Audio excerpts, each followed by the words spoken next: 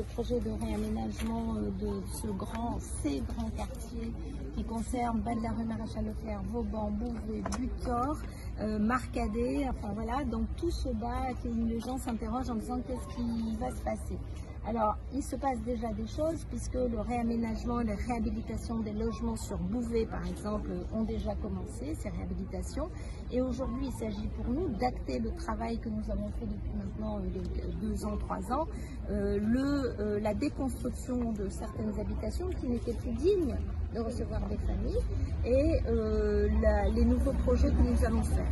Les nouveaux projets, c'est quoi? Ce sont des projets qui doivent permettre aux Tunisiens et Tunisiennes de refaire le lien avec la zone littorale, cette bande littorale, ce sentier littoral, d'ouvrir les quartiers qui, comme Marcadet aujourd'hui, sont très enclavés pour faire de l'hyper-proximité et relier certains quartiers avec la rue Général de Gaulle ou le bas de la rue Maréchal Leclerc. Et l'enjeu vraiment pour nous aujourd'hui, c'est de requalifier toute la rue Maréchal Leclerc, tout le bas de la rue Maréchal Leclerc qui a été abandonné, cette rue du Grand Chemin qui a une histoire économique qui est très attractive.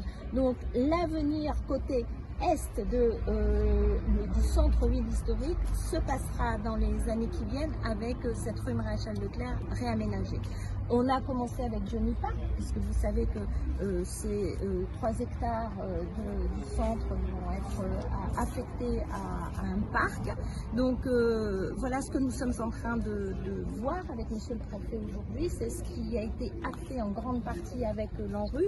L'ANRU, en tout cas, ce réaménagement de tous ces quartiers, c'est 140 millions d'euros qui sont cofinancés par les bailleurs sociaux, par l'État, par l'agence, par la ville, par la CINOR. Voilà, c'est beaucoup d'argent, mais c'est aussi l'avenir de Saint-Denis qui est en train de se faire aujourd'hui. Sur Saint-Denis, nous avons porté le grand projet en rue de rénovation de Camélia qui a été une belle réussite. La particularité de ce réaménagement de la ville, c'est qu'il concerne une partie un peu particulière, une partie historique qui est le bas de la rue Maréchal Leclerc, avec une situation géographique particulière, prise entre un quartier très dense Beauvais et la mer. Et là, bien sûr, on a une approche un peu innovante, novatrice. Comment faisons-nous un nouveau quartier avec un quartier historique?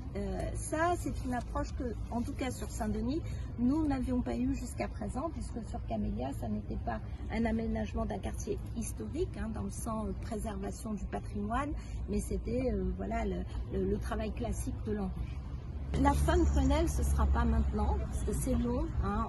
Il faut dire aussi aux citoyens, il faut que chacun comprenne que refaire la ville sur la ville, hein, parce qu'il ne s'agit pas de tout détruire, il s'agit aussi de préserver l'existant, d'avoir conscience aussi de où vivent les gens, comment ils vivent. Hein. Il ne s'agit pas d'effacer le passé, mais bien de construire l'avenir en prenant en compte la réalité du quotidien des gens. Donc oui, ça prend du temps. Mais nous devons absolument, parce que, et c'est pour ça que nous sommes un peu au pas de charge, c'est que l'agence nationale, pour des raisons que nous comprenons légitimes, impose un délai d'engagement qui est 2024. Donc nous devons accélérer le pas, tous ensemble, pour pouvoir engager les dépenses et ensuite réaliser. Ça veut dire lancer les études, lancer des marchés, signer des conventions, voilà, et tout ça demande beaucoup de temps, mais nous sommes au travail et nous sommes collectivement unis pour avancer là-dessus. On se voit assez régulièrement, depuis 2 ans je vous explique qu'il faut participer à faire baisser, en tout cas là où nous sommes, c'est-à-dire aux responsabilités à Saint-Denis, faire baisser la température, faire que nous puissions vivre mieux dans des logements plus adaptés en termes architecturaux. C'est pour ça que nous plantons beaucoup. C'est pour ça que les espaces qui ont été minéralisés, dans la mesure du possible, nous déminéralisons pour planter, remettre de la biodiversité, ce qui fait du rééquilibrage, ce qui fait que les gens vivent mieux, ce qui fait qu'il y a moins de tensions, qu'on s'énerve moins et il y a moins de violence intrafamiliale. Ça, c'est un fait. La deuxième chose, c'est qu'on n'aménage pas de la même façon quand il y a des risques d'inondation, lorsqu'il y a des risques de terrain qui pourraient demain être fragilisés. Donc tout ça, c'est un travail de collaboration avec les services de l'État, avec nous-mêmes et nos experts. Nous confrontons les points de vue pour essayer de faire le mieux possible et ne pas perdre aussi de l'occupation de terrain. Il y a pour nous vraiment des difficultés énormes parce que nous sommes pris entre l'océan et la montagne. Ça grimpe vite, hein, à Saint-Denis, on est vite sur des pentes et nous sommes très denses. Je rappelle que la ville, nous sommes à 1075 habitants kilomètre carré. La moyenne réunionnaise de densité est à 365-380 habitants kilomètre carré. Ça veut dire que la ville de Saint-Denis est extrêmement dense et elle est très attractive, ce qui fait aussi notre fierté et nous sommes très heureux d'accueillir ceux qui veulent venir à Saint-Denis. Mais du coup, se pose pour nous la question de savoir comment accueillir, comment aménager, comment mettre les écoles, comment mettre les stades de foot, mettre de la culture, etc., mettre du vert en étant pris entre l'océan et la montagne.